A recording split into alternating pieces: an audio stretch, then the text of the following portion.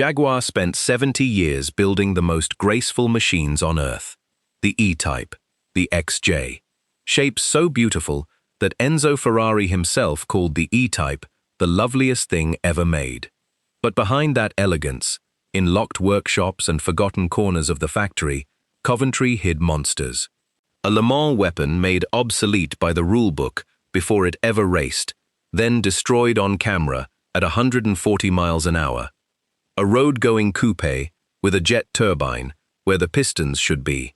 A shooting brake with a leaping cat on the nose and room for the dog in the back. And a one-off dreamed up not by Jaguar at all, but by a British newspaper, which then quietly gave birth to a Lamborghini.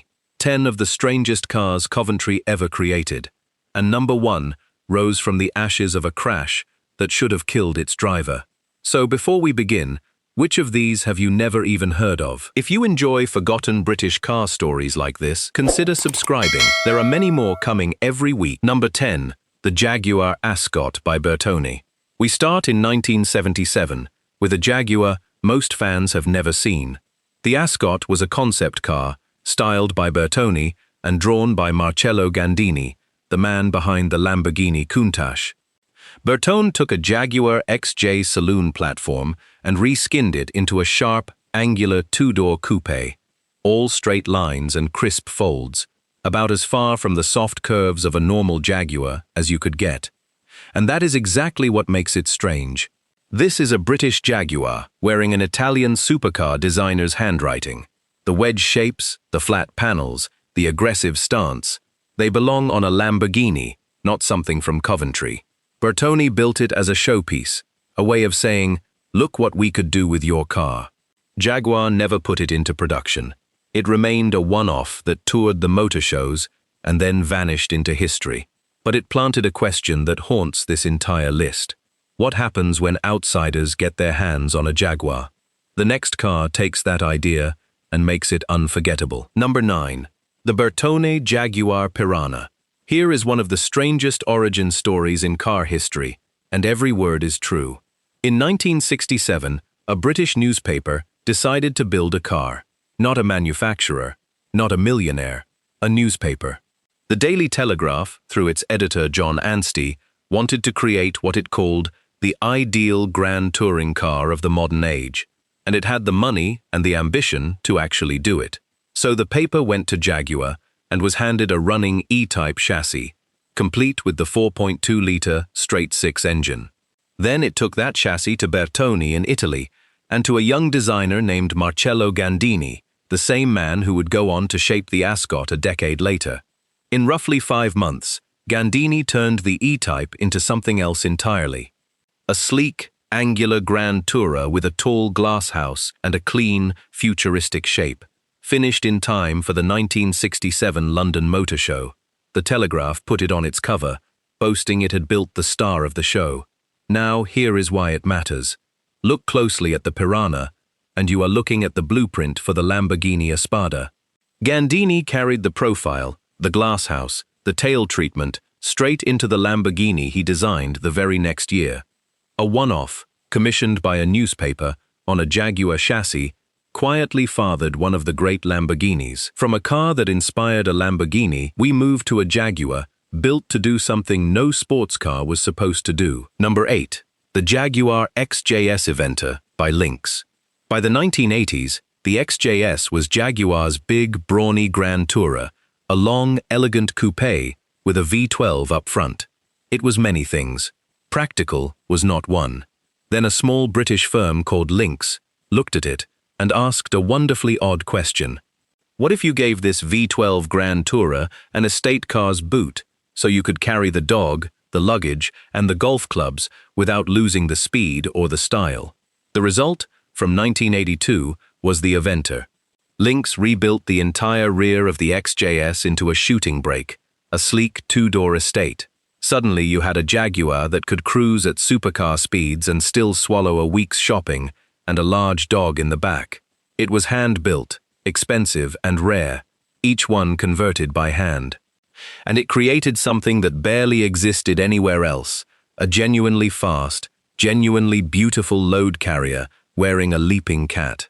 The Eventer proved Jaguar's shapes could bend into strange new jobs.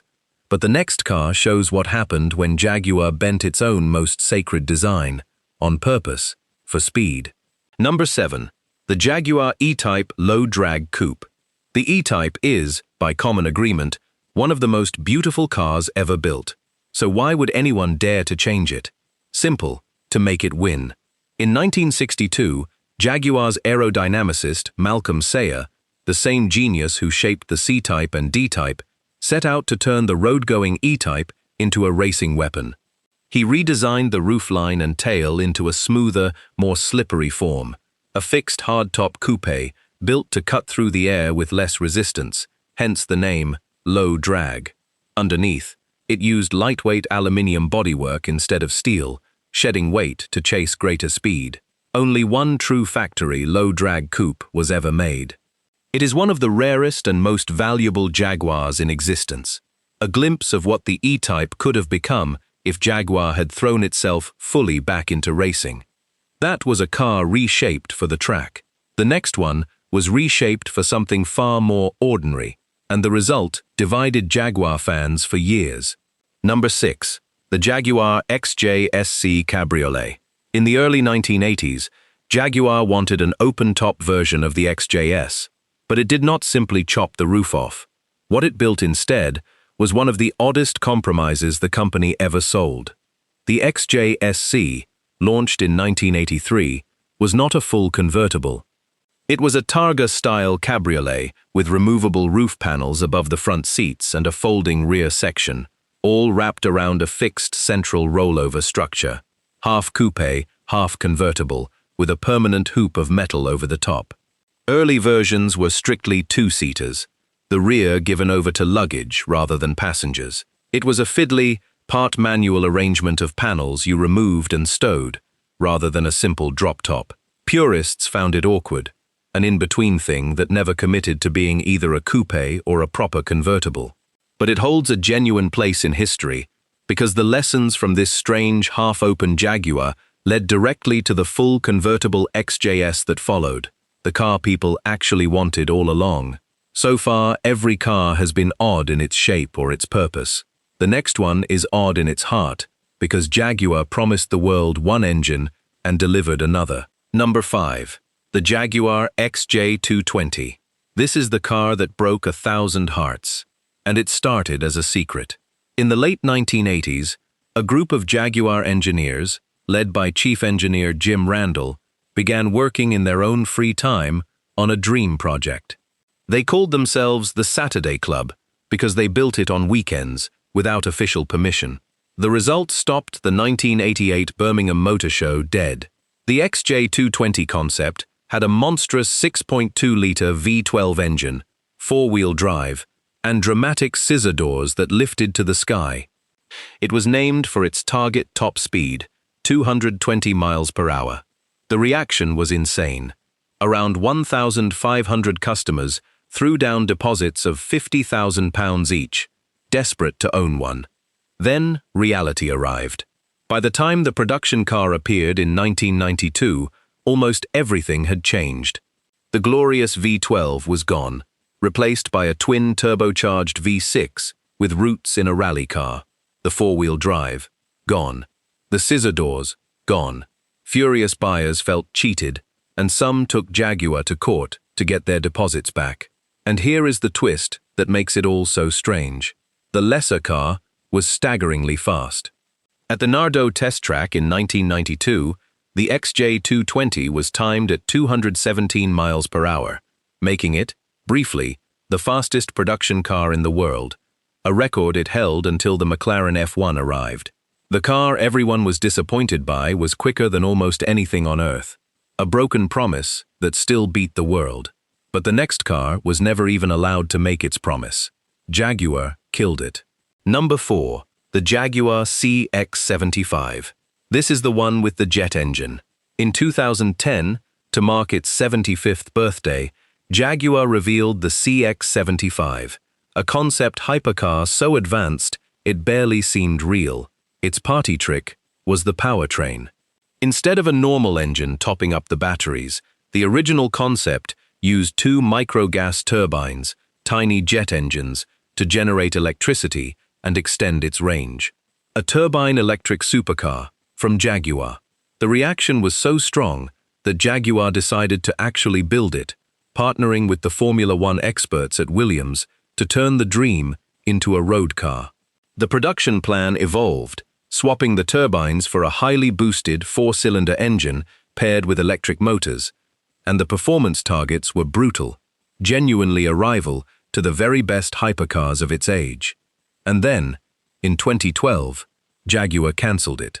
The global financial crisis had poisoned the market for million-pound hypercars, and the company pulled the plug before a single customer car was sold. The CX-75 became a ghost, one of the greatest Jaguars that never was, remembered by most only because one starred as the villain's car in a James Bond film. Now we reach the top two, the machines that haunt Jaguar's history more than any others. Number 3. The Jaguar F-Type Project 7. Sometimes strange does not mean complicated. Sometimes it means taking one clean, mad idea to its absolute limit. In 2014, Jaguar took its F-Type sports car and stripped it into something raw and brutal, the Project 7.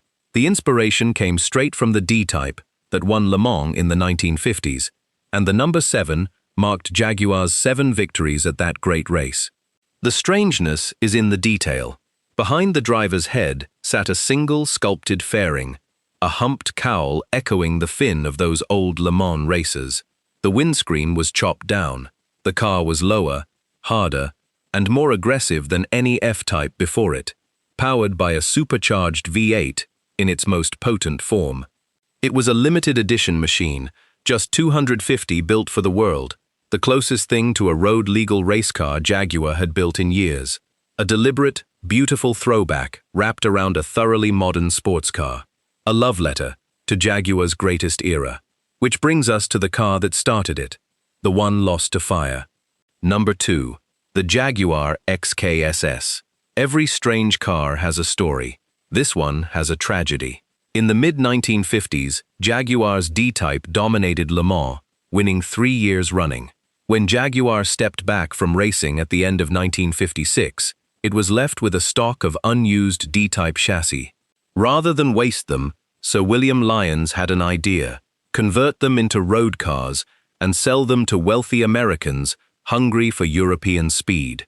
The result was the XJS, essentially a Le Mans racing car made just barely legal for the street, with a windscreen, a passenger door, and a folding roof added.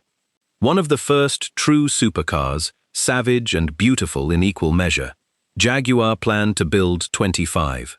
Then, on the evening of the 12th of February 1957, fire tore through the Browns Lane factory in Coventry. It destroyed 9 of the XK's cars where they stood, along with the tooling to make them. Jaguar abandoned the project on the spot. Only 16 ever escaped into the world. That fire turned an already rare car into an automotive holy grail. One survivor became the personal car of Hollywood legend Steve McQueen, who painted it British racing green and drove it hard through the hills of Los Angeles. Today, an original XKSS is valued in the tens of millions, a legend born from disaster. Number 1. The Jaguar XJ13. This is the great ghost of Jaguar, the most beautiful car it ever built, and one it almost lost forever. In the mid-1960s, Jaguar set out to return to Le Mans and beat Ferrari. The weapon was the XJ13, a low, impossibly gorgeous prototype shaped by Malcolm Sayer, powered by a glorious 5-liter V12 engine mounted in the middle, producing around 500 horsepower. It was designed to be a world beater, but Jaguar was slow. Distracted by its new saloon cars, the company let the project drift. By the time the single XJ13 was finished, the racing world had moved on. New rules for 1968 limited prototype engines and faster machines from Ford and Ferrari had arrived. The XJ13 was obsolete before it ever turned a wheel in anger. It never raced. For years, it sat hidden under a cover in the factory, a secret masterpiece. And then came the moment that nearly erased it forever. In 1971, Jaguar pulled the XJ13 out to film it for a promotional video celebrating the new V12 E-Type. Test driver Norman Dewis took it around the Mira test track. On the banking, at around 140 miles per hour, a rear tire exploded. The car smashed into the barrier, then flipped end over end, tearing itself apart. By some miracle, Dewis climbed out alive. The most beautiful Jaguar ever made lay in pieces. It could have been scrapped, forgotten, gone. Instead, using the original body jigs, Jaguar painstakingly rebuilt the wreck, piece by piece, back to its former glory. And that is why the XJ13 is number one. Too late to race, too precious to lose, and too magnificent to stay dead. A Le Mans champion that never competed, destroyed in a crash that should have been fatal, and resurrected from its own ashes. So that is Jaguar's hidden side. 10 machines proving the most elegant car maker in Britain also had one of the strangest imaginations in the business. Now I want to hear from you. Of these 10, which shocked you the most? And which do you wish Jaguar had actually built for the road? Drop your answer below. If you enjoy forgotten British car stories like this, consider subscribing. There are many more coming every week.